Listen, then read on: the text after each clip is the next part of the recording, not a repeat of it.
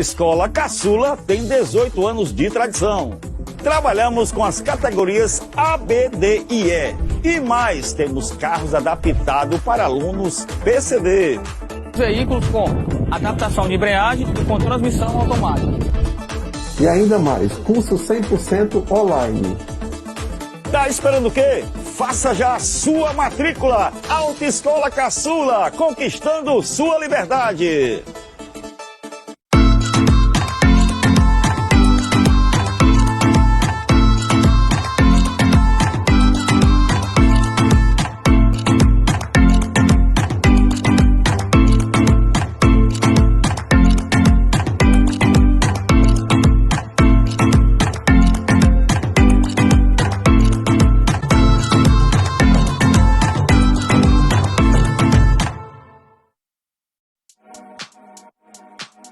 Vocês merecem cuidar da sua saúde em todas as fases da vida. Eu vou mostrar para vocês 3 suplementos que é muito importante para você após os 45 anos. O primeiro é cálcio e vitamina D, porque vai ajudar tanto na sua parte óssea como na sua parte articulatória. O ômega 3, que é feito do óleo do peixe, porque vai ajudar na parte do coração e até na sua parte mental. E o colágeno, para deixar a sua pele radiante e a articulação flexível. Então, sempre consulte um profissional de saúde, faça uma avaliação, faça uma dieta equilibrada e atividade física. É muito importante para você.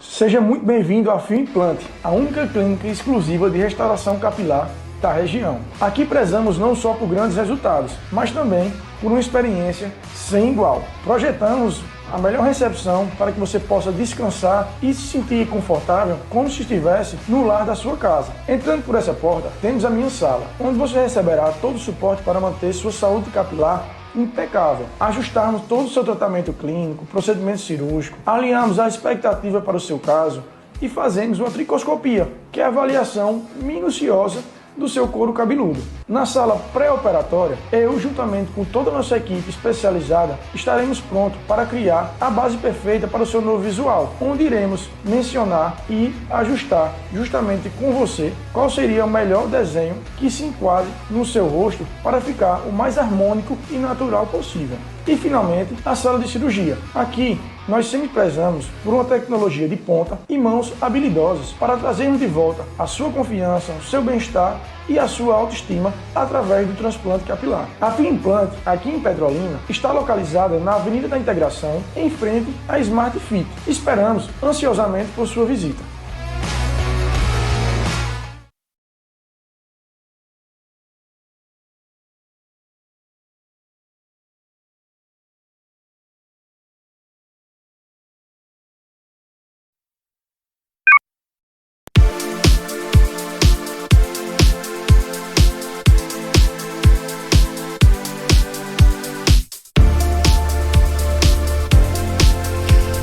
Opa, estamos chegando, feliz ano novo mais uma vez para você, tudo de bom, muita paz, prosperidade, né?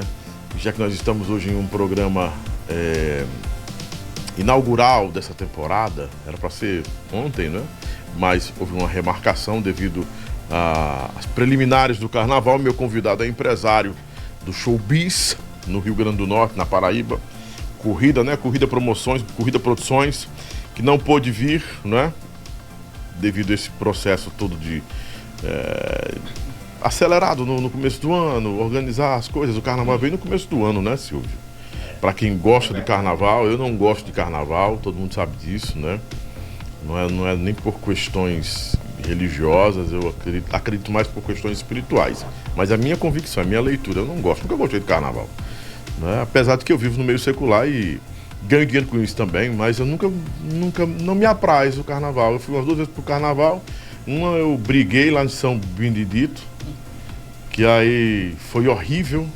Pior experiência que eu tive no Entrou no telequete, Lobão, foi isso? Telequete pesado. Telequete. Pesado. Eu e 2 amigos meus e outro pessoal lá. E foi até engraçado porque, assim, depois desse dia, nunca mais eu quis ir pra carnaval. Rapaz, não vou pra carnaval, não.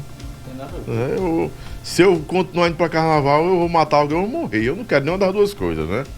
Não é legal, os homens são mais homens, né? Ficam mais inflamados, né? E naquele tempo, hoje é mais complicado, né? Se resolve bem rapidinho, vai lá no carro e resolve os caras, né? Infelizmente. O resolve. Sangue de Jesus, mas enfim. Mas o Corridinha tá nesse período aí, desejo boa sorte, bons eventos, né? Eu fico em casa assistindo alguma coisa bem mais edificante. Mas para quem gosta de carnaval, muito cuidado, né? Comendo no começo do mês. É um período, como dizia meu avô, reimoso danado, né? Muita gente vai e não volta, é complicadíssimo. Olha, é um período que eu fico assim esperando a quarta-feira de cinza. Principalmente as estradas, né, Lulu? O pessoal tem mania de beber, pegar e dirigir, é uma mistura perigosa, viu? Se você for beber, já sabe, né?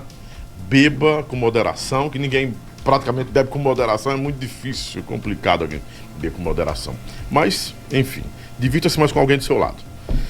A gente começa essa nova temporada hoje e com um assunto que talvez tenha tudo a ver com carnaval também. Será que carnaval é o fim de uma festa carnal em 3 dias? Ou é a falência da sua carne? A gente vai falar sobre o fim do mundo. Será que nós estamos com os sinais aí tão... Será que a palavra premente, estou ao lado dos mestres aqui, a palavra premente, ela cabe aqui, né? Há urgência nisso?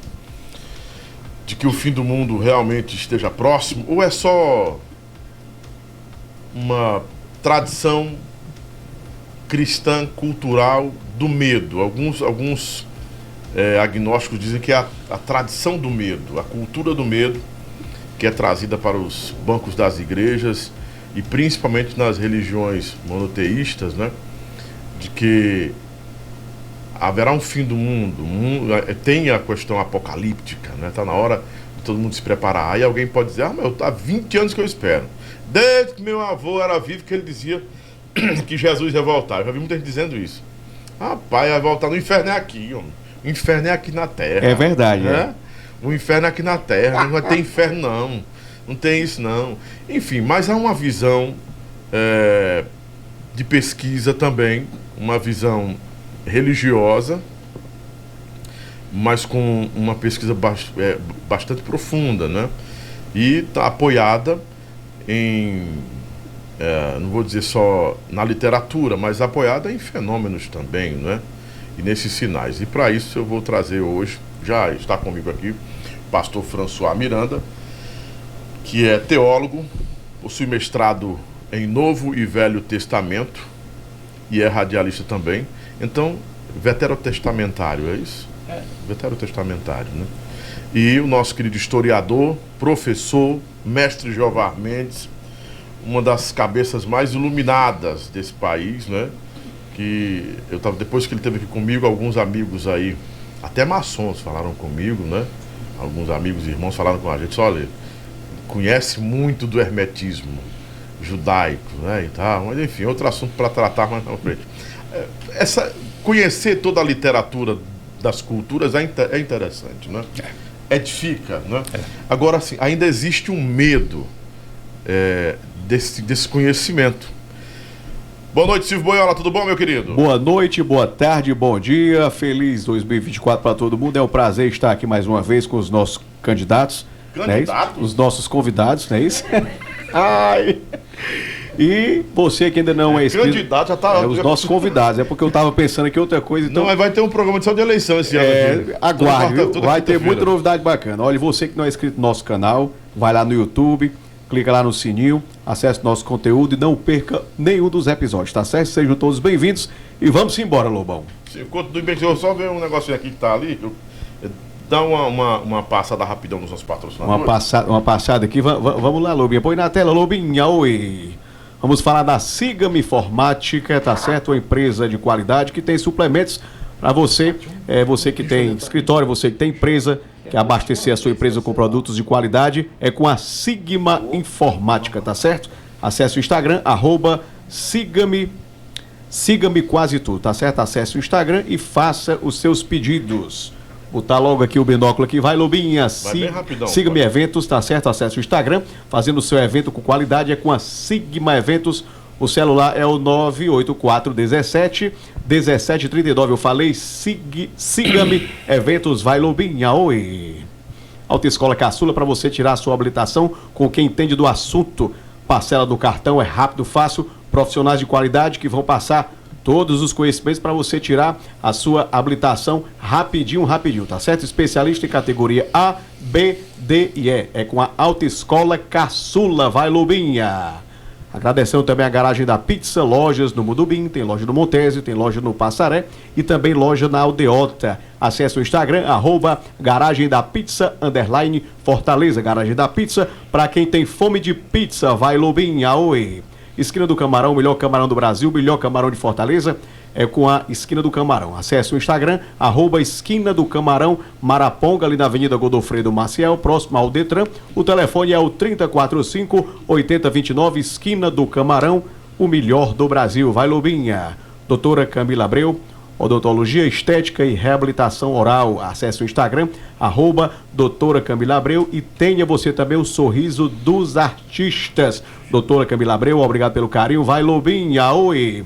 Doutor Leandro Oliveira, emagrecimento com qualidade e responsabilidade. Acesse o Instagram, Dr. Leandro _Oliveira 84. Dr. Leandro Oliveira, o especialista no emagrecimento. Obrigado pelo carinho. Vai, Lobinha, oi.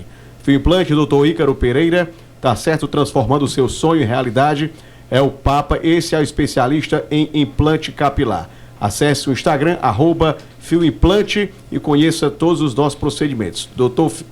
Fio Implante é o Dr. Ícaro Pereira, obrigado pelo carinho. Vai, Lobinha. Milk Mu, milkshake mais gostoso e mais badalado de Fortaleza. Alô papai, alô mamãe, traga a criançada, traga toda a sua família e venha se deliciar com o melhor milkshake do mundo. @MilkMu _Parangaba. Milk Mu, melhor milkshake do mundo. Vai, Lobinha, oi. Pronto, né? Muito bem. Vamos começar então nossa bateria de perguntas, porque hoje é um programa mais... é quase que uma sabatina, né? Mas para entender essa sabatina e também levar essas questões, eu preciso que vocês nos ajudem pelo telefone 859-9995-6297. Mas nós temos algumas perguntas de participantes aqui. E a primeira pergunta que eu vou colocar logo em mesa, já dando o meu boa noite para o Jeová Mendes, pastor Miranda, François Miranda. Fiquem à vontade, sejam bem-vindos. Boa noite, da minha parte. Pastor. Boa noite. Satisfação imensa, enorme estar aqui. Obrigado, pastor. A primeira pergunta é meio... Eu parei para pensar sobre isso aqui, Elis, né? Mas é uma pergunta que com certeza já começa tumultuando o programa. Pergunta. Mudanças climáticas e o COP28. O apocalipse está aqui e agora, é a declaração. O presidente da Sociedade Brasileira para o Progresso da Ciência, Renato Jamini Ribeiro, comemorou avanços do governo Lula, mas aponta para futuro sombrio no Brasil, no mundo, né? A ser combatido no COP28, que é a Conferência das Nações Unidas sobre as mudanças climáticas de 2023. 2023 foi um sinal, é um anúncio, é um presságio do que nós podemos enfrentar a partir de agora ou não? É normal? É para mim? Para ambos. Com toda certeza, são sinais.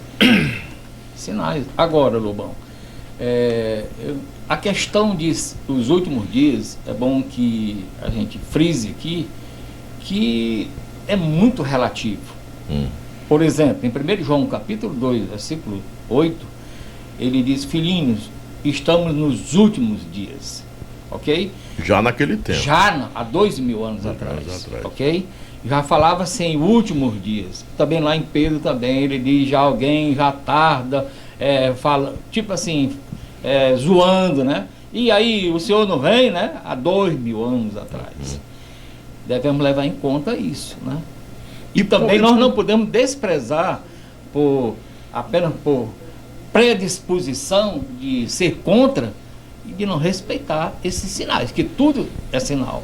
Esses sinais se tornam ambíguos, não? Porque, e até assim, flutua muito a questão da palavra com relação a tempo. Ou como é que se entende esse tempo? Há 2000 anos atrás, diz: filhinhos, acautelai, lá em João, capítulo 2, 1 João, versículo 8. Agora você está levantando uma questão muito interessante. Tipo, terremotos. No capítulo 24, nós vamos, se você quiser entender bem, né, o capítulo 24 de Mateus, do versículo 1 ao versículo 13, do capítulo 25 também, você vai encontrar as instruções do próprio Jesus, os próprios discípulos. Imagina, nós aqui estamos questionando e os discípulos chamaram Jesus de conta. Eu quero saber como que é o fim dos tempos. Eu estava ouvindo, eu gosto muito, como cientista da religião, eu gosto muito de pesquisar, ouvir todo mundo, eu sou crítico no sentido lato da palavra. A pessoa, às vezes, rapaz, tu é crítico, então tudo você condena. Não, o crítico é aquele que procura discernir os pontos fracos e os pontos fortes, né? Analisar, ok? Nesse sentido. Então, por exemplo, eu estava ouvindo, lá no capítulo 24, e Jesus fala de peste, né? De fomes e de terremotos. E eu estava ouvindo um cidadão, cientista, e ele falando A mais B, que já houve muito mais terremoto do que agora. Mas é comprovado isso? Bom, eu estou falando, esse cientista, eu poderia até dizer o nome dele aqui mais, por questão de elegância, né? Mas ele dizendo, eu não estou dizendo que ele está certo. Porque eu estava conversando com o Davi, hoje a internet é um mundo de ninguém, meu amigo. Você escuta cada cara e tal. Então, se você não se preparar, se você não estudar bem mesmo, você, no mínimo, sai com a cabeça confusa. Eu vou elencar outra pergunta, mas vou reservar a primeira para o Jeová e vou interrompê-lo, mas porque senão eu perco esse time com o senhor, pastor. Será que essa questão da internet, a difusão de vários conhecimentos, pseudos conhecimentos, né? Inclusive trazendo a margem desse conhecimento, aliás, trazendo não a margem não, trazendo para dentro desse conhecimento as questões bíblicas dos evangelhos, a história de Jesus, os atos de Jesus, tipo Pablo Marçal, ele traz todo um contorno bíblico para uma situação financeira. Atípica, né? Totalmente atípica. Atípica, Aí né? eu quero perguntar para você, e aproveito que fica também para o Jeová. Será que já não são os sinais, como Paulo diz, olha, haverá um tempo que o amor de muitos, né, já se esfriará. Eles gostam de cotonetes, né? Tem que estar massageando. Mas você foi bem no ponto. Estamos vivendo já isso? Bem no ponto. O Pablo Marçal é uma dessas figuras que a gente pode dizer assim, ele traz esse evangelho, ele elenca o evangelho a uma situação de um conforto financeiro. Não sei se é isso, não estou fazendo julgamento do Pablo Marçal, apenas trazendo aqui na mesa posicionamento dele e o que ele configura também. Parece-me que entende da Bíblia, entende o suficiente para poder condicionar todo o seu processo de mindset, mentalidade, empreendedorismo e outras coisas mais, né? Eu acho que ele é formado em andragogia, uma coisa assim, se não me falha também a memória, e direito. Enfim, ele traz as questões bíblicas, ele é muito criticado pelo Silas Malafaia, pelo pastor Anderson Silva, que diz que ele é um lobo em forma de cordeiro. Eu não gosto muito dessa questão do lobo, porque eu sou lobo. Exatamente. Mas há uma bênção bíblica sobre o lobo, né? Eu acho que é Benjamin Benoni. Tu és como um lobo, caça, dissipa a caça, traz o espólio para tua casa, para teus irmãos. Então, se fosse cobra, tu é Dan é cobra. Então é muito complicado você fixar só numa coisa. Essa emergência toda da Bíblia com esses fins diferentes também são sinais dos últimos tempos, pastores? Olha, Lobão. Pastor também. Olha, Já Lobão. vai pastor já. Olha, Lobão. O Jovar, ele tem um conhecimento que eu não conheço ninguém mais inteligente que o Jovar. Tanto em história, sim, como na Bíblia, ele sabe muito bem disso. Não sou eu que estou dizendo. É respeitado no Brasil inteiro. Sim. Eu acho que até no mundo. É uma das cinco pessoas mais inteligentes que eu tenho o prazer de conhecer e conviver. Eles sabem muito bem disso, entendeu? Mas veja bem, eu sou um pesquisador. Esse cidadão, eu procuro me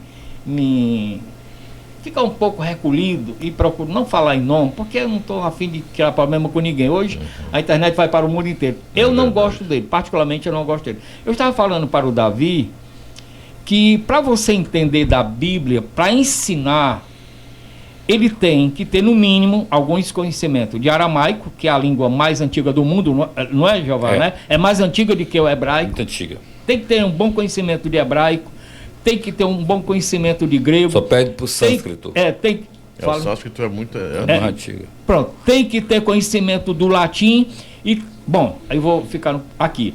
Agora, pastor, o senhor está dizendo que para eu entender a Bíblia eu tenho que estudar tudo isso? Não. Eu estou dizendo para quem se propõe a ensinar a palavra de Deus, ele tem que ter, no mínimo, um bom conhecimento disso. Ok? Eu, particularmente, tenho. Veja bem, agora, para a pessoa que quer apenas viver estudando a Bíblia, lendo, é melhor. A Bíblia diz que bem-aventurados os que leem, os que ouvem, os que leem e os que praticam. Mas se você despreza hebraico, latim, aramaico, você se debruce no português. No bom português, estude gramática, estude as conjunções, que aí você vai ter um bom conhecimento, porque os tradutores da Bíblia foram homens inteligentes, que entendiam muito bem de português. Não é verdade, né? Sim. Então veja bem. João Ferreira de Almeida. Foi o que traduziu para o português. Quem primeiro traduziu a Bíblia para o latim foi o Jerônimo, né? Aquele monge Jerônimo, né? Ele traduziu do hebraico para o latim. Aliás, ele chama a Bíblia a biblioteca celestial, né? Divina, né? Coisa linda, né? Porque a Bíblia é tão linda, e eu sou igual uma metralhadora, senão eu fujo da pergunta, mas com relação a esse cidadão, ele usa mal a Bíblia. Porque aí é o chamado cara, eu falei sobre isso, ele estuda a Bíblia para exatamente em benefício próprio, ou muitas vezes, que eu não estou dizendo que é o caso dele, até para detonar ou para destruir a verdade. E aí causa confusão. Distorce e causa confusão nas pessoas. Por quê? Porque a Bíblia é um livro maravilhoso. Eu sou empolgado, acima de tudo eu sou empresário, entendeu? Mas eu sou entusiasmado pela Bíblia. A Bíblia é um livro que você tem que olhar. Que livro é esse? Um livro escrito por mais de 40 autores, em mais ou menos 1500 anos, épocas diferentes, educação diferente, cultura diferente, e totalmente harmônico, que conta a história de um homem que foi Jesus, o maior nome de todos os tempos. Ninguém ousa a destruir esse nome, que teve 12 apóstolos que seguiram.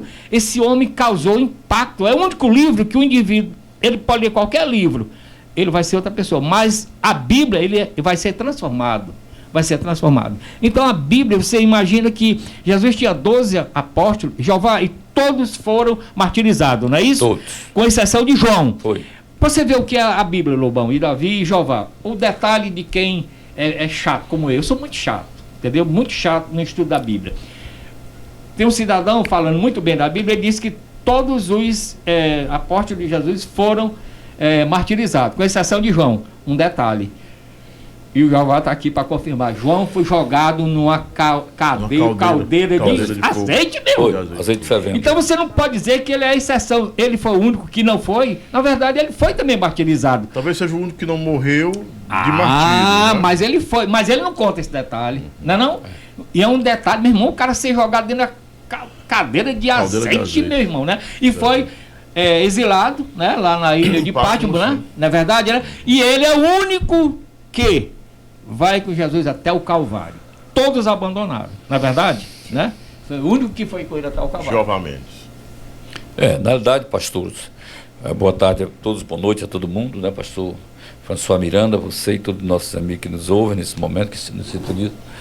Na realidade, hoje, essa questão da interpretação da Bíblia, principalmente com a internet, com essa tecnologia avançada, tornou-se uma terra de ninguém. Porque cada um interpreta conforme as suas conveniências, conforme o seu entendimento, entendeu?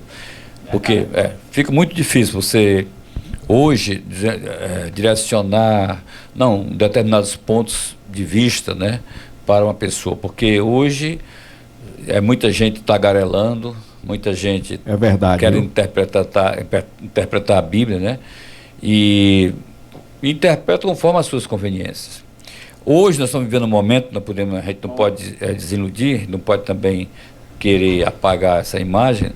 Existe no mundo hoje, em todo o mundo, eu já andei para vários países do mundo, existe hoje no mundo bilhões de pessoas que simplesmente menosprezam e desdenham essa nossa interpretação. Muita gente nem sequer acredita em Jesus Cristo, na Bíblia, nos livros sagrados, nas interpretações, né? Nós continuamos insistindo e acreditando, como eu acredito, o pastor Davi também acredita, o pastor François Miranda e outros mais irmãos chamados cristãos que acreditamos nas promessas divinas de Jesus Cristo, mas dizer que fulano de tal, A, B ou C, é detentor da verdade, porque interpreta assim, tem nada a ver. Está muito distante da interpretação, muito distante da realidade. Existe muita gente falando da Bíblia, falando das coisas sagradas, mas na realidade são interpretações que estão voltadas geralmente para os seus próprios interesses pessoais. É verdade, mas viu? Se usássemos uma passagem que diz cada um esteja em Cristo como está. Cada um fica em Cristo como está. Eu já vi um desses mentores polêmicos que usam a Bíblia dizendo isso. Perguntaram, mas você quer dizer que a Bíblia fala mais de dinheiro do que de salvação e de pecado? Infelizmente fala, né? Existem menções, né? Que, enfim. Mas eu quero para a primeira pergunta sobre essa questão dos sinais do presidente, a COP, né? A COP 28. O que é que você acha disso? Realmente são sinais? Esses sinais climáticos apontam para um possível fim do mundo, uma possível mudança realmente? É o fim da humanidade ou é uma renovação? É o seguinte, Lobão, essa questão voltada para o meio ambiente, ela não é de hoje, é muito antiga, né?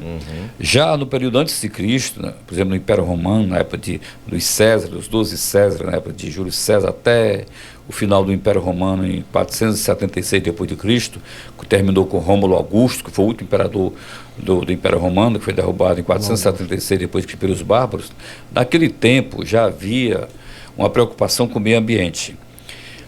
Tanto em Constantinopla, como em todo o Oriente ali, o Lago Asiático, o Mediterrâneo, ali fica Cartago, a Tunísia, Marrocos, a Argélia, indo lá para o lado da Europa Central, que pega hoje a Floresta Negra, as estepes da Rússia, as savanas russas. Naquele tempo, já havia naquela época uma tentativa de você preservar o meio ambiente, havia tentativa de evitar desmatamento, havia preocupação de estadistas já no sentido de preservar o meio ambiente.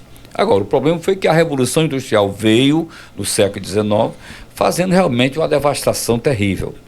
Quer dizer, a Europa foi toda desmatada, os rios foram poluídos no mundo todo, em nome do progresso, em nome do desenvolvimento, em nome, por exemplo, do avanço da tecnologia, do avanço da industrialização. Então, o homem, aos poucos, o homem foi dizimando através dos grandes conglomerados econômicos, das grandes indústrias, através das grandes empresas de produção de alimentos e outras similaridades, foram exatamente destruindo tudo. Então, na época de Cristo, voltando à questão dos terremotos, eu tenho um livro sobre os terremotos. O local que houve mais terremotos no mundo foi exatamente a China e o Japão, onde fica o corredor do fogo. Antes de Cristo, ali houve milhares e milhares de terremotos. Os terremotos não são de hoje. Então, por exemplo, Jerusalém passou por diversos terremotos. Na época de Cristo havia terremoto na época de Cristo. Então Cristo falou, haverá terremoto em várias partes do mundo, haverá fome, haverá pestilência, haverá conflito entre as nações, porque Cristo já previra exatamente aquilo que viria, aquele cenário que nós estamos presenciando hoje. Agora, dizer, eu não tenho essa autoridade, ninguém tem essa autoridade, de prever que em determinado tempo vai chegar o final do mundo, que nós estamos mais longe ou perto dessa finalização das coisas, é muito difícil você interpretar isso. Agora, o que é que convém a todos nós? Convém a todos nós é ficarmos atentos, seguindo a palavra do Senhor Jesus, né? Amando, seguindo os seus mandamentos, procurando fazer o bem à humanidade e pisar exatamente dentro de um certo controle.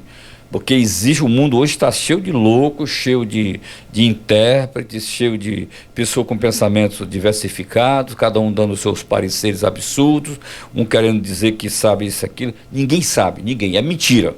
Eu não sei, ninguém sabe. Eu sei porque Deus me revelou, porque eu recebi revelações dos céus, o Senhor está falando comigo. Mentira. Você está falando da sua mente. Inclusive, é mentira. Desses aqui no país já foram desmascarados, desmoralizados. É verdade. Mas eu tenho uma pergunta para vocês aqui. Viu?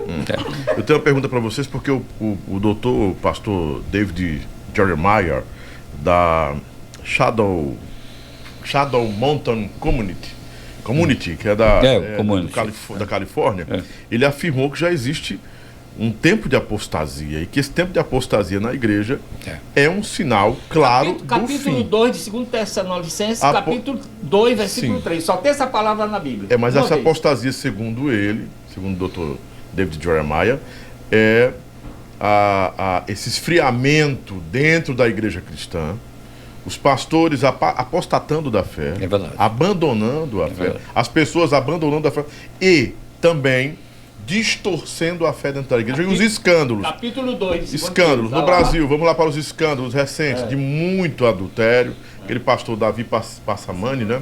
Passamani de novo, terceira vez que cai, a igreja perdoa, né? E sempre a recorrência com mulher e tantos outros aí, não é? Há um acobertamento de outros líderes do sistema religioso, de pessoas importantes, né? E de ministérios portentosos no país. Eu né? quero corroborar. Jeová, como sempre, né? Sim. Dando show aí. E ele tocou num assunto que está dentro da sua pergunta. Muito desses acontecimentos climáticos, olha aí o que ele disse, culpa do homem, de longe, né? Culpa do homem de longe. Outra coisa, apostasia. Com todo respeito ao doutor, pastor, mas essa palavra saiu uma vez na Bíblia, ela se encontra em 2 Tessalonicenses, capítulo 2, versículo 3. Apostasia, você só entende, depois eu quero falar sobre a verdade. Se você entender que no grego, o entendimento do grego na época seria saída. Saída, concorda? Saída. Sim. Essa saída poderia ser uma saída boa ou uma saída ruim. Tipo, o indivíduo saiu de todo aquele cerimonialismo judaico, né? Pronto, saiu. Já no entendimento hoje, século XXI, é o camarada apostatar da fé, abandonar da fé, que é muito complicado, Lobão, porque tem muita gente que não apostatou no sentido lato da palavra hoje, mas é um apóstata dentro da igreja. Mas etimologicamente de apostasia. Pronto, você falou no cidadão aí, que você pode aplicar. Ele, em pleno pregando lá, É um apóstata, porque está desviando a palavra de Deus. Afastando. Pronto, afastando. A autenticidade. Pronto, da a palavra. autenticidade, a verdade. Porque a verdade, a verdade do cristianismo é uma coisa linda, maravilhosa, espetacular. Outra coisa, com relação à verdade, para o cara entender bem a palavra de Deus, ele tem que ser, acima de tudo, humilde. Por quê? E sábio, obviamente, porque você está diante de lobos, né ou não é? Então, veja bem, ninguém é dono da verdade. O Jeová disse isso, verdade. Quando a pessoa diz uma coisa, eu acho espetacular, porque aí eu trago para a Bíblia. Aí o que a Bíblia diz no capítulo 3, versículo 10 de Efésios? A multiforme sabedoria de Deus. O que é multiforme? No latim é múltiplos. Múltiplos, ou seja, muitos modos. É como se fosse um arco-íris a sabedoria de Deus. Então ninguém é detentor. Isso é uma aberração, é uma prepotência, é satânico. Pode ser o pastor que for. Entendeu? Dono da igreja, eu disse para o Davi, você quer saber se o indivíduo é de Deus ou não? Basta a igreja ser exclusivista. Afasta que você está diante de uma seita. Ninguém é dono da verdade. Ou seja, a verdade está onde? Nós temos seitas, pastor, escuta, hoje, mascaradas no pentecostalismo. Lobão, antes de ir para lá. Então, onde é que está a verdade? Na igreja. Sim. Não está em denominação. Não está em denominação. Na igreja ou em Cristo? Meu filho, calma aí. A verdade de Cristo está na igreja, na sua igreja, ou seja, no corpo da igreja, não é da denominação. Eu pensava há muito tempo, que eu sou batista, que achava que a verdade, nós temos as melhores doutrinas, eu sempre trilhei nessa estrada, e depois eu fui me afastando. Então a verdade está na igreja, e nenhuma detentora exclusiva da verdade, nenhuma denominação. Agora, complementando aí, o que é? Foi do corpo, foi na pontuação. Mas o senhor é seccionista?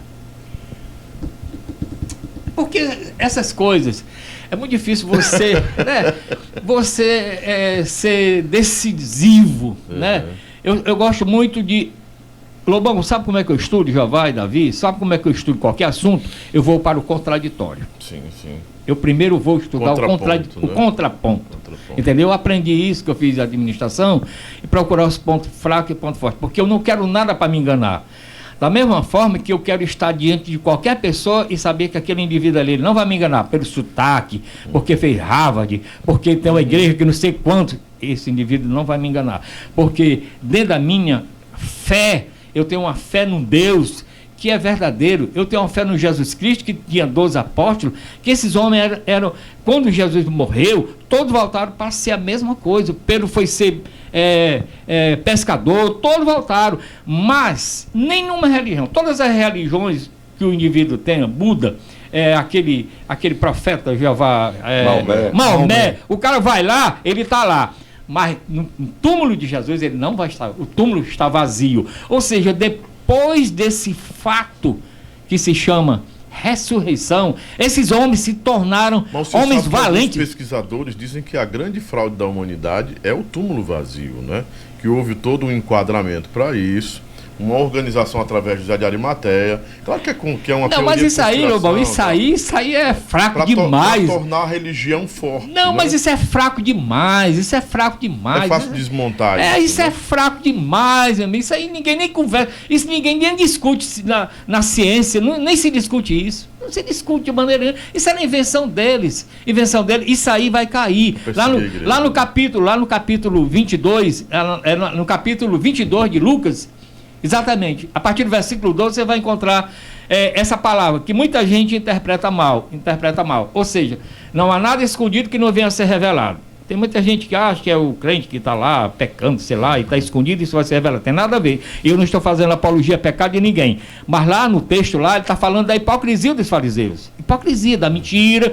E ela vai ser revelada. Já no capítulo 10, a partir do primeiro versículo ao 13, quando ele está falando, quando ele chama os seus seguidores para pregar o evangelho, aí ele vai falar, vocês estão ouvindo aqui escondido, mas vocês vão falar do telhado. Vão falar, ou seja, o que vocês estão ouvindo aqui, escondido, falando escondido, vocês vão, como quem diz, vocês vão ter a coragem de proclamar, de enfrentar até a morte, né? E muitos enfrentaram até a morte. Uma religião que o camarada faz a maior das expressões, como o apóstolo Paulo no capítulo 15, 1 Coríntios, ele diz assim: se a ressurreição de Cristo não foi verdadeira, se não é verdade, é vã a nossa pregação. Meu irmão, não tem ninguém que aí esse negócio que não sei o que foi montado. Né? Jeová, e você, segundo o que a gente perguntou? Bom, é o seguinte, gente, muita gente, porque o cristianismo ele teve Jesus Cristo foi reconhecido como o Messias e é o Salvador da humanidade, né? Não podemos tirar esse método do nosso Senhor Jesus Cristo. Agora, humanamente falando, gente, o cristianismo, ele só foi reconhecido, autenticamente reconhecido pelo Império Romano, e Jesus só se tornou Deus e divino por decreto imperial, por Constantino, em 325 depois de Cristo, quando houve o Concílio de Nicéia. Durante 300 anos, a igreja cristã enfrentou todo tipo de adversidade, de injustiças, de perseguição. Foram 300 anos de perseguição. Foram mais de 5 milhões de cristãos mortos entre o governo de Nero, 64, até o ano 303 depois de Cristo, já na gestão de Magêncio, que foi aquele príncipe romano que foi derrotado praticamente por Constantino na Batalha de Ponte Milvia.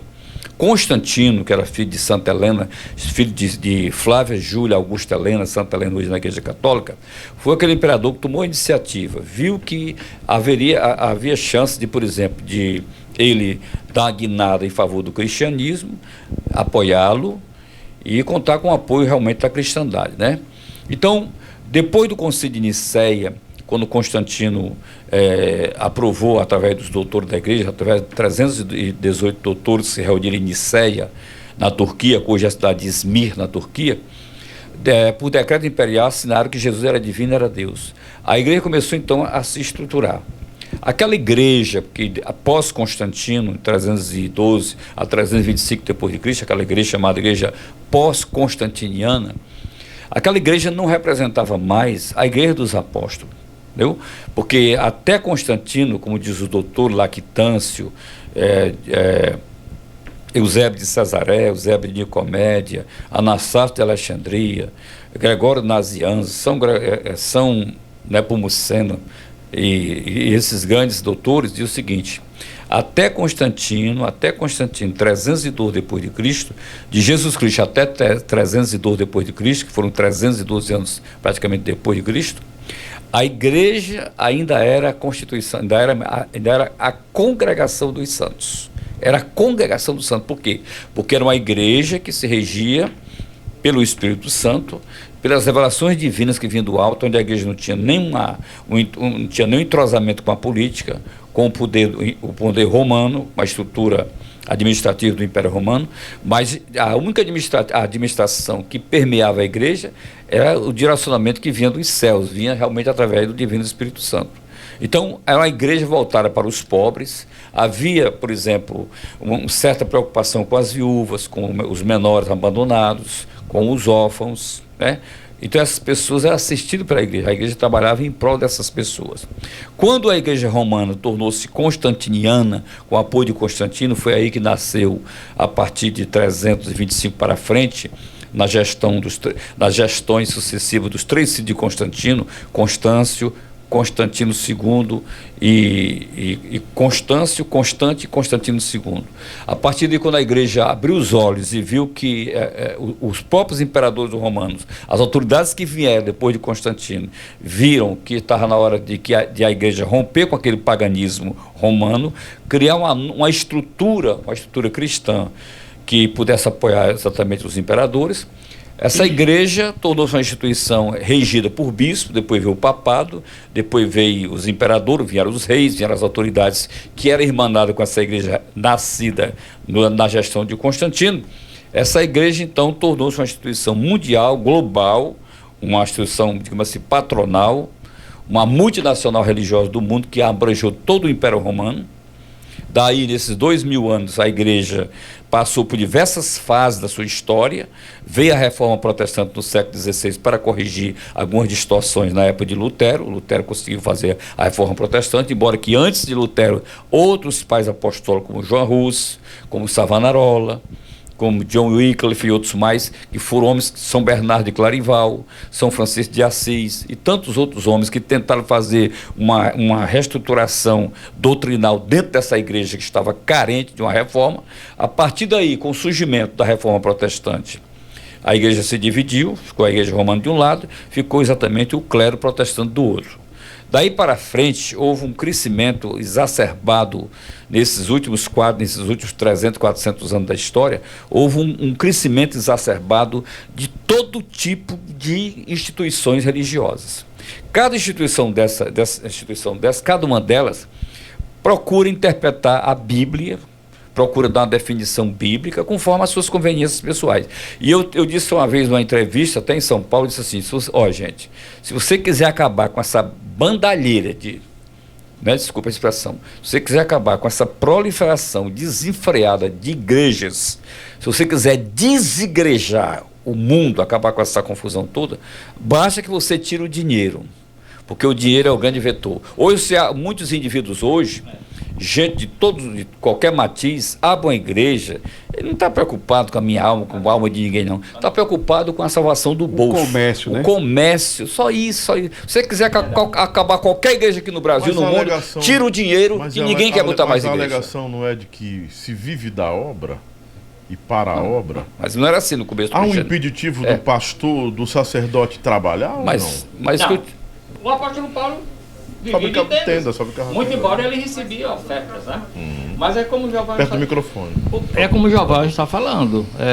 Essa questão, daí que nós devemos estudar, fazer o nosso dever de casa, mas né? é um comércio, porque eu acompanhei aqui na própria linha do tempo de um pastor de Santa Catarina, que ele postou há 5 anos atrás, a primeira postagem, era tudo muito humilde, e ele atribui isso a um crescimento de unção, um poder de unção, que hoje a igreja tem 5.000 pessoas, mas ainda tem uma foto dele, até salvei, ele no Fiat Unozinho, e agora numa Ferrari. Olha, aí assim, ele não trabalha, não é? Lobão, pelo amor de Deus, Lobão, deixa eu te falar uma coisa, ninguém entende. Lembra aquela sua pergunta?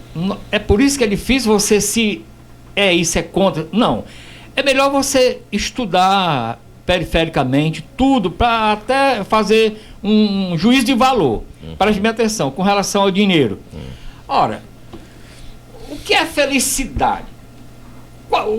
Perguntaram uma vez um indivíduo, um cientista, o que é a vida? Ele respondeu, a vida é o tempo entre o nascer e o morrer. E o que é a vida? A vida você nasce, você nasce, cresce, reproduz e morre. Calma, você produz, porque a minha cabeça aqui tem que, você nasce, produz, ama, odeia e morre. A vida. O que é a vida? Ia só mais um pouquinho para cá, pastor. O que é a vida? É você ter uma vida simples, estar bem com seus amigos, estar bem com seus familiares e ter uma gordurinha para ajudar os outros, porque todos nós recebemos algo de Deus para o nosso mantimento e também uma sobrinha para dar, para ajudar alguém. Compartilhar, não é? Compartilhar. Então, mas não quer dizer que a igreja seja contra a prosperidade e a riqueza. Absolutamente. Agora, por quê? Aí você vai para o capítulo 11 de Provérbios, versículo 25, que é o quê?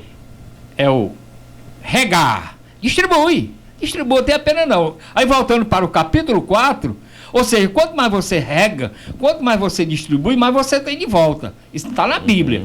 Mas se você voltar para o capítulo 24, ele ainda diz assim, e quanto mais você retém, mais pobre você fica.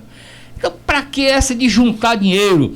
Para que essa... Não pode ter a retenção, a avareza está na retenção, é isso? Pronto, tá aí, eu estou mostrando na Bíblia, capítulo 11, versículo 25 e voltando para o versículo 24. Então o conceito judaico de finanças está certo. Com toda certeza. De não só amealhar, mas de distribuir, compartilhar. Não, o judeu, eu aplico a filosofia de judeu. Então o judeu, ele ganhou aqui 210 mil, ele gasta 70 a curto prazo, 70 a médio prazo, 70 a longo prazo. Isso aí é disciplina. É disciplina financeira. Eu também dou aula de administração financeira. Então, chama-se administração financeira. O que é administração financeira? Administração financeira, felicidade, não é você ter 10 imóveis, ter uma Ferrari, para quê? Dizem que lá em Portugal, eu estava ouvindo uma moça, não gosto de dizer o nome, ela disse, lá em Portugal você só vê a pessoa com bolsa de marca brasileiro. Você só vê carros caros lá brasileiros. O português tem um carro que é para ir e voltar. Essa é a minha filosofia. O meu europeu carro, tem muito. o meu carro é 2005, já possui carro novo. Então, o carro... Onde é que o cara... Se o cara me dá uma Hilux para eu usar, eu não quero. Porque eu não quero, não é o meu meio. Então, o carro é para você ir de um canto para o outro. A ideia de dinheiro, ela é muito complexa. Então, você vai dizer assim, o cara está ganhando muito dinheiro e não está sendo abençoado? Está sendo abençoado. Agora, para que você quer esse dinheiro? Você nunca viu ninguém indo para o cemitério com um carro forte atrás levando dinheiro. Mas também tem as condições, né, pastor e Jeová? Tipo, o cara vive em um segmento que exige que ele esteja bem vestido, que ele se porte bem, não, mas aí, que ele é um... Não, mas aí são os... minimalismo, não tem. Não, mas aí são os 4 tempos. 4 tempos que a pessoa tem que entender e viver bem. Quais são os 4 tempos? É você ter o tempo para a família, ter o tempo para os amigos, tem que ter amigos. Dizem que uma criança só tem o pai como único até os 10 anos, a partir dele já começa a ter os amigos. Então, o tempo para a família, tempo para os amigos, tempo para estudar, trabalhar e ganhar dinheiro, e tempo para si. Olhar, cortar o cabelo, se ajeitar, se cuidar, fazer uma academia que eu não faço, caminhar, etc. Então, isso aí está no rumo. É como para ganhar dinheiro. É muito relativo. Quando é que um homem é poderoso? Uma boa pergunta? Então, tem que ser inteligente, não é isso? Sim. Sábio e dotado de conhecimento. Nota aqui. Um homem poderoso. Por quê? Porque o inteligente, se ele cair num buraco, ele vai saber sair. Um sábio, ele não vai nem cair. E o conhecimento, ele vai utilizar para os outros. Lembra da história daquela criança que estava lá na praia? E foi feito até um filme. E dizem que o pai disse, olha minha filha, essa água está saindo aí, ela está voltando. E, eita pai, isso é tsunami. Eu aprendi isso na escola. Aí saiu gritando e todo mundo saiu da praia. O que é isso? Conhecimento. Quantos anos essa criança tinha? 8 anos. Então é poderoso, poderoso. Então não é o dinheiro que faz o homem. Eu sempre digo, eu tenho uma mantra que eu digo, eu fui criado com pouco, não me iludo com muito. Dou valor simples, isso me faz bem. Ninguém é o que veste, muito menos o que tem. São filosofia. Filosofias que você aplica na sua vida para viver bem, na é verdade. Agora, tem gente que só vive bem se tiver um carro do ano, ou tiver... Claro, a roupinha limpa, bonita. Claro, isso é normal. Concorda? Sim, vamos lá. Guerra Israel-Hamas pode ser uma janela profética para o fim dos tempos. Eu queria só um pouquinho de concisão para a gente poder desenvolver melhor. Bom, eu quero ter um debate de 5 horas com vocês aqui, que eu aprendi. Na verdade é o seguinte, a questão do Hamas, conheço muito aquela história daquela região também, que eu sou estudioso não só do judaísmo, mas também do cristianismo e do islamismo, né? Nós sabemos realmente que Israel está cercado por cerca de 58 países inimigos que professam a religião do profeta Maomé. Em Alá, Deus, Maomé é o seu profeta, e mais todo o continente africano que também está se tornando todo islamizado. O islamismo está avançando em todo o continente africano, que tem 55 países, que logo tornar-se-ão defensor do islamismo. Se você mandar eu escolher entre o Islã e o judaísmo, eu fico com o judaísmo. Se você quiser mandar eu escolher entre aqueles países, qualquer país daquele que professa a religião de Maomé e a religião de Israel, eu fico com a religião de Israel, eu fico com o perfil judaico, o perfil israelense. Então, não há ilusão para isso. O que nós sabemos é que Israel não pode fechar os 2 olhos, tem que fechar um e deixar o outro aberto, porque os inimigos, eles não dão trégua para Israel. Israel é uma potência militar, contando com o apoio norte-americano, cercado de vários inimigos, e ali é uma situação muito difícil. Israel vai catar, como eu falei uma certa vez aqui, Israel vai catar todos aqueles meliantes terroristas que fizeram aquela carnificina no dia 7 de outubro. Israel vai catar de um por um. Vai matá-lo, vai destruir todos aqueles adversários. Com certeza, depois de terminar esse conflito, Israel vai montar uma administração mais ou menos razoável na faixa de Gaza. E a partir daí Israel vai acompanhar minuciosamente o comportamento daquelas autoridades que hão de ocupar a faixa de Gaza. E já Benjamin Netanyahu falou, o general Benny Gantz falou também, que assim que for criada uma nova administração na faixa de Gaza, essas autoridades ficarão sob observação das autoridades de Israel, e qualquer resistência que surgir contra Israel, esses opositores serão eliminados. Serão mesmo. Pastor. Lobão, deixa eu... É até bom, né, o contraponto. E não tem nada a ver aqui ser isso ou aquilo. Eu estou sempre batendo nessa tecla. Estou aqui como pesquisador, ok? Sim. Eu me esquivo até de dizer sou isso ou aquilo. Então, veja bem, com relação a guerras, lá no capítulo 24, Jesus diz, né, haverá guerras sobre guerra, nação contra nações. Olha, eu gosto muito de guerra. Quando eu digo gosto muito de guerra, eu gosto muito de estudar... mais pro lado de cá. Eu gosto muito de estudar sobre guerra, né? Isso. Entendeu? Então, veja bem, Jeová, a guerra da França com a Argélia, morreu mais de 1 milhão de pessoas, concorda? Foi, exatamente. Primeira Guerra Mundial, morreram mais de 25 milhões de pessoas. Foi. Isso? Segunda Guerra Mundial, morreram mais de 25 também... Não, 60 milhões. 60 milhões de pessoas. O maior conflito foi a Segunda Guerra Mundial. Morreu 60 milhões de pessoas. Olha aí, vamos lá. A guerra... Do Haiti, teve quantos? Não, ali é de milhares. A da Coreia, morreram mais de 1 milhão. 7 milhões. Tá vendo aí? 50, então, essa questão de guerra... 50, 53, 7 milhões. Essa questão de guerra também... Eu não estou dizendo que é uma guerra simples ocorreu desse tipo, não. Foi o quanto? 1 milhão. O Japão perdeu na Segunda Guerra Mundial. O Japão perdeu 7 milhões de pessoas. Eu estou falando da guerra da Coreia. Então você observa que já aconteceram guerras com milhões de pessoas, entendeu? Então uma guerra dessa aqui, que morreu mil e pouco e tal. Agora, outra coisa também que eu quero me posicionar aqui. Esse Israel que está aí, a gente não pode confundir com o Israel escolhido de Deus. Israel bíblico. O Israel bíblico. Esse é o Israel, tudo bem, que tem a proteção de Deus, etc, etc. É o único país democrático, isso é cristão, a democracia é cristão. Mas o Israel... É um Israel que cercado de ditaduras. Que apoia também muito a questão LGBT, é um país assim, que aflora demais. Não, diz que talvez seja o maior país, mas não estou falando aqui contra Israel. Mas só tem parada gay em Tel Aviv, só em Tel Aviv. E ele estava vendo, inclusive lá nessa festa lá estava, mas eu não estou nada contra não. Mas eu não quero a idolatria com relação a Israel agora, porque na verdade o Israel de Deus somos nós, na verdade, né? O Israel de Deus somos nós, mas eu quero... Os gentios também são alcançados, né? Lógico, foram enxertados, capítulo 9 lá de Romanos, a carta aos Romanos do apóstolo Paulo é a obra-prima do apóstolo Paulo, onde Lutero, depois que leu, aí entendeu que a salvação era pela fé, João Calvino também, e fez toda uma exegeta, uma exegeta do mundo entre os teólogos, João Calvino, na verdade, né? Sim. Então, quando ele descreve a carta aos Romanos, é o evangelho ressurreto. Não tem os evangelhos, Mateus, Lucas, sim, Marcos Mateus, Lucas, Marcos e quem? João. E o apóstolo Paulo sozinho escreve aos Romanos o evangelho ressurreto de Jesus Cristo. Fica arrepiado. Agora, é bom o seguinte, convém salientar que Israel, o Israel atual, desde o ano 2000, da era cristã até hoje, muita gente não sabe, Israel tem uma resistência muito grande contra o cristianismo. Israel não, né? Sabe que ele não...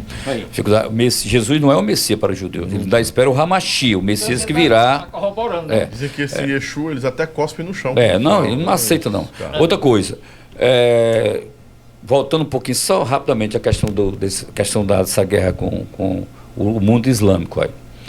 Eu vi recentemente, são milhões de pessoas pelo mundo hasteando a bandeira da Palestina, hasteando a bandeira, por exemplo, né, da Coreia do Norte, da Venezuela, da Nicarágua, desses países radicais, né, Síria, o Hezbollah lá do Irã, o Hamas, né, na faixa de Gaza, os Houthis lá no Iêmen jogando foguete contra Israel.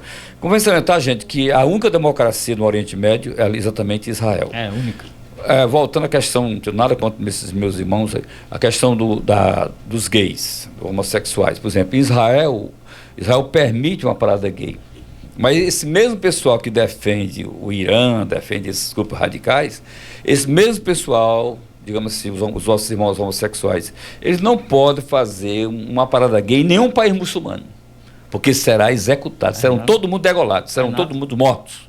Porque está lá no Islã, está lá no Alcorão, é morte certa. Eles mataram agora, mataram, executaram agora recentemente. O Irã executou um bocado de gente recentemente. Por quê? Porque eles são contra, porque a lei muçulmana aplica lá a Sharia, que é o Código Islâmico Muçulmano muito rigoroso, né? Então, gente, há uma hipocrisia muito grande na sociedade ocidental de que muita gente no Brasil, inclusive no meu país, o Brasil, existe um determinado segmento, não precisa dar o nome, que defende o Hamas, defende o Hezbollah, defende o grupo Houthis, defende o Boko Haram da Nigéria. É um absurdo isso. Quer dizer, organizações terroristas que jogam bomba. Estou dizendo aqui porque o Hamas é uma organização terrorista. Ele não representa o povo palestino, não representa o povo que mora na faixa de Gaza, o cidadão de bem, a criança, a mulher, não representa. É uma facção terrorista que usa para eles. São corruptos, altamente corruptos. Os chefões são ricos, vivem no Mar de Rosa, e o povão ali debaixo das botas debaixo do seu salário. E são misóginos. São misóginos. Misóginos ao extremo. São radicais. Então existe uma hipocrisia muito grande e dizer o seguinte, que nós, daqui para frente, a gente espera que Israel, que é uma promessa também para eles, uma promessa de que eles possam realmente, mais cedo ou mais tarde, se reconciliar com Jesus, né? Para que as coisas se concretizem e as coisas, a profecia messiânica via se cumprir, logo que Israel faça uma reconciliação com Jesus. Por enquanto, Israel não tem Jesus como Salvador. Os judeus não têm Jesus como Salvador. Jesus é um profetinha pé de chinelo para eles. O crescimento do islamismo no mundo são quase 2 bilhões, não é mais 2 bilhões. Inclusive a previsão que você tem aí, Lobão, agora em 2032, exatamente daqui a 7 anos, né? Daqui a 7 anos, o islamismo será a maior religião do mundo. Por exemplo, a Europa, eu tenho 3 filhos que moram na Europa. E em Israel também, né? O meu filho mais velho mora em Israel.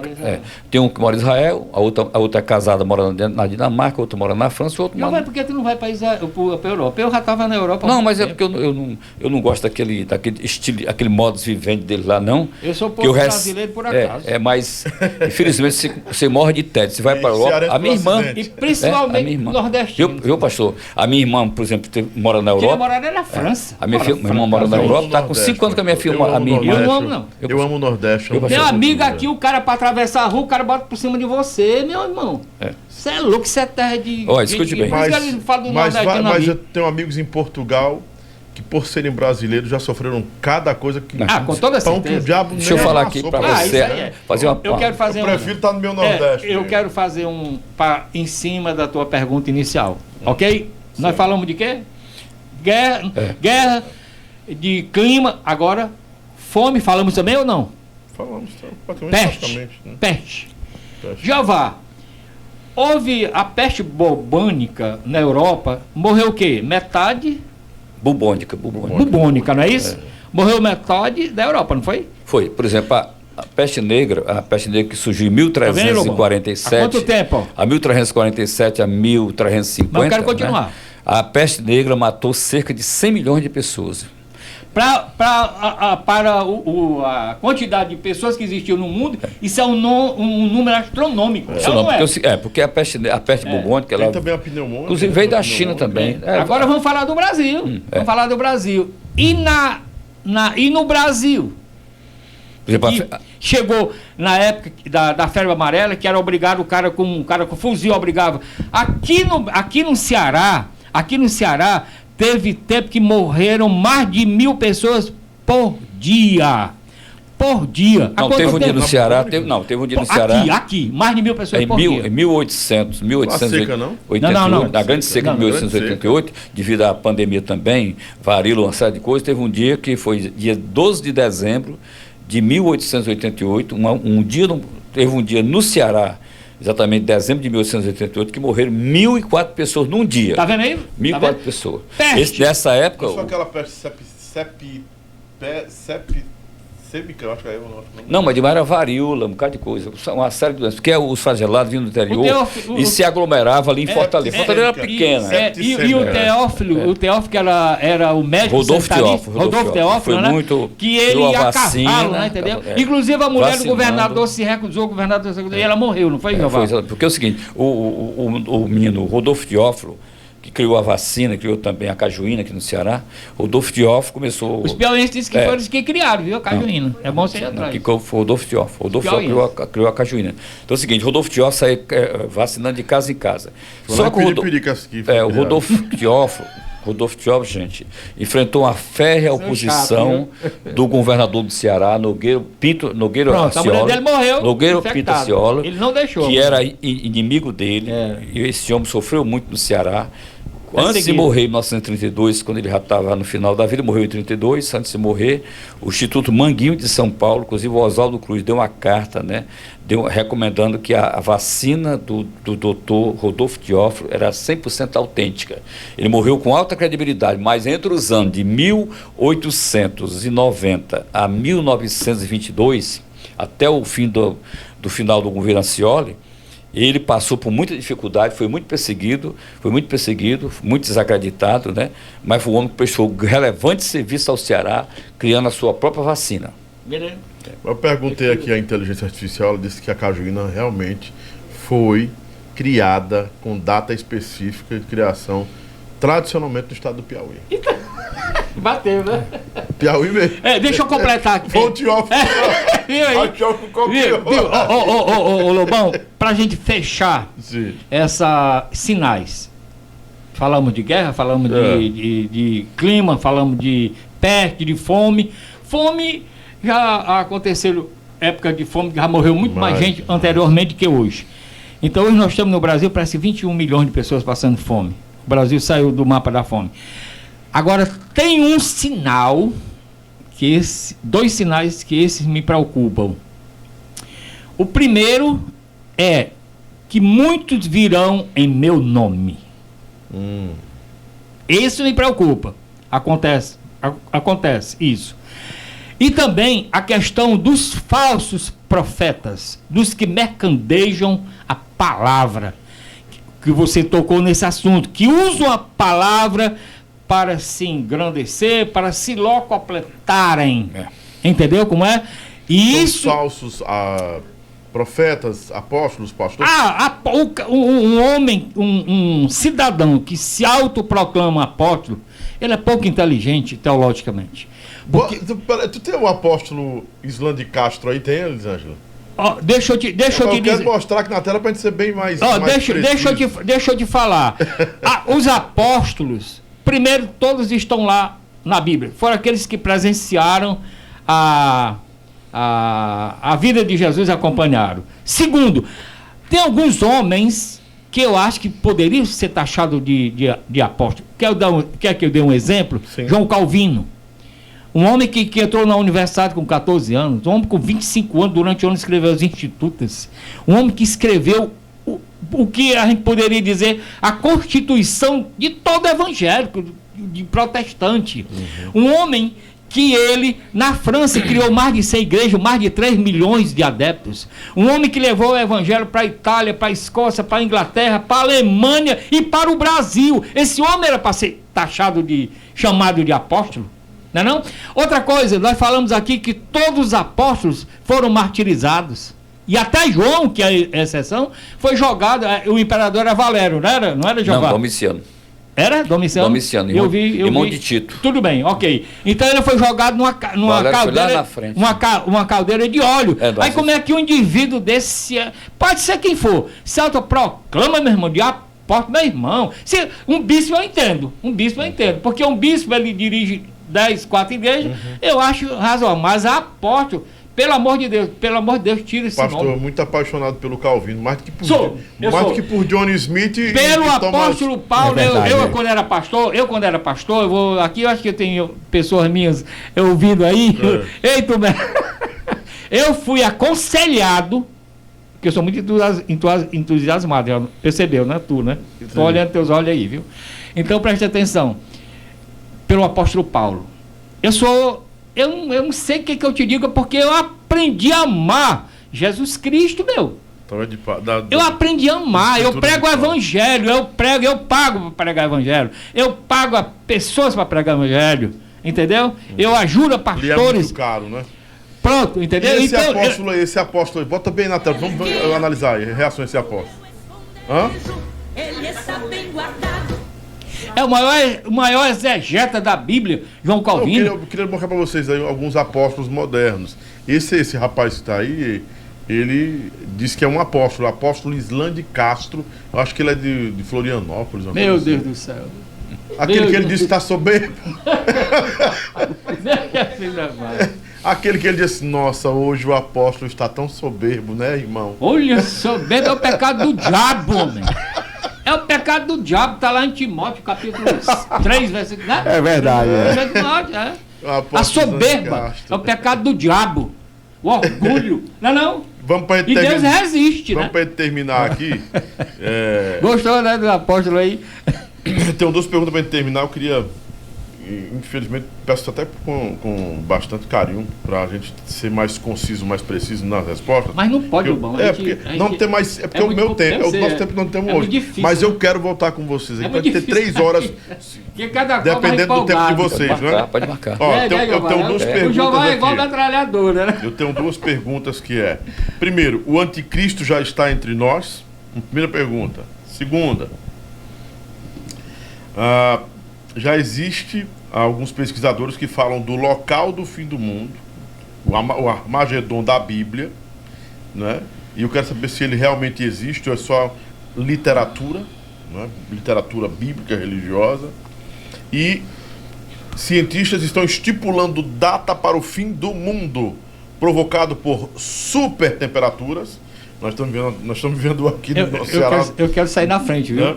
E um estudo feito com o uso de supercomputadores estimou que em 250 milhões de anos a humanidade será completamente extinta.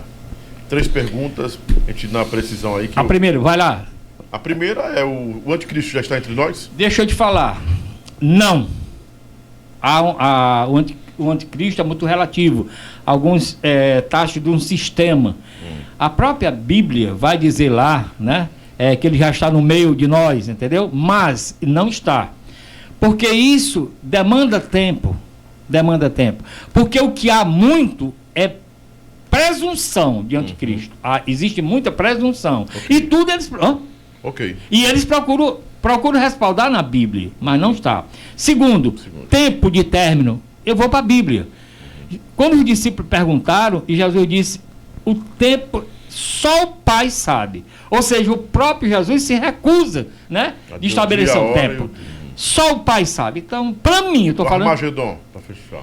O Armagedon, já falaram de várias guerras, que foi o Armagedon, que não sei o que vai ser o Irã contra a Rússia, contra não sei o que, tapioca mordeu beiju, é outra coisa que não existe. Também, de maneira nenhuma. É tudo presunção. Ok, especulação. Jeová Mendes, o anticristo está entre nós, já está aqui, existe o anticristo? Concordo plenamente com o pastor. Tudo isso aí é balela, isso não existe, isso é bobagem, Nem existe anticristo. Então os pastores que estão pregando o anticristo tudo é bobagem, tudo é bobagem. Não tem conhecimento. Fim do mundo também, outra bobagem. Agora esses pastores estão pregando, eles são...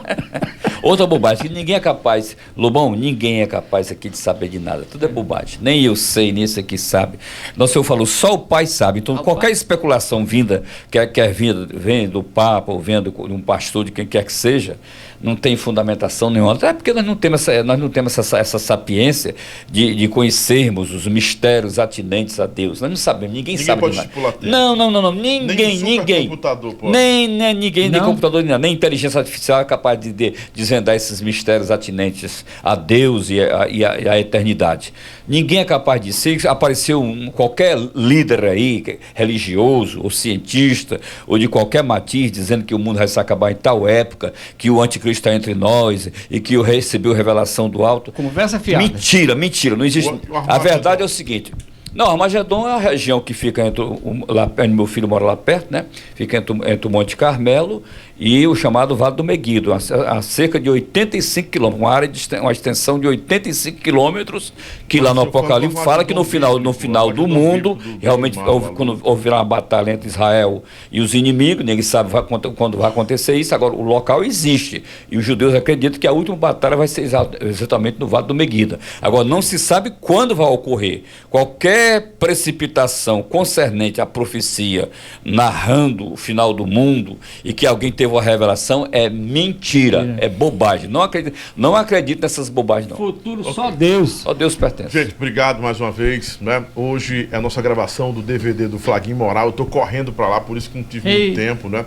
Fui convidado, né? É uma honra para mim estar gravando esse primeiro DVD do Flaguinho com convidados aí como Júnior Viana, Caninana. Eu gosto do Júnior Viana, viu? Viana é bom. Eu acompanho o Júnior Viana. Caninana, o Randinho, o Túlio Milionário, muita gente.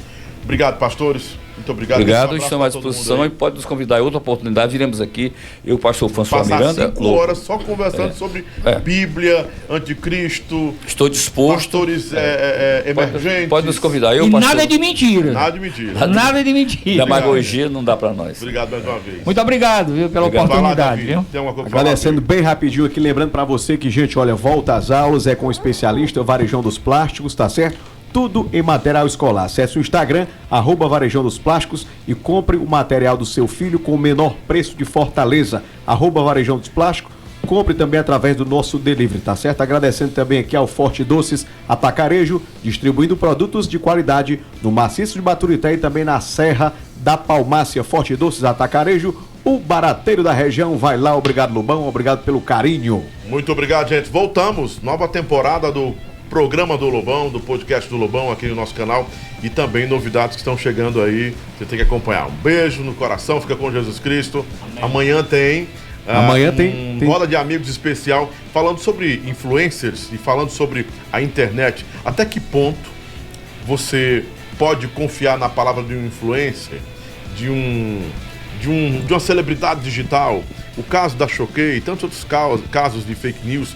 Eu vou estar com duas pessoas que vivem da internet, que são influenciadores também, que vivem o dia a dia da internet. Vão discutir com você de casa, comigo, tudo isso, e vários assuntos estarão em pauta. A gente se encontra amanhã às 6 horas da manhã na Rede PopSat de Rádios, à tarde também às 4 da tarde, e à noite a gente se encontra no Roda de Amigos aqui com o Lobão. E tchau, tchau, fica com Jesus, vamos embora. Tchau.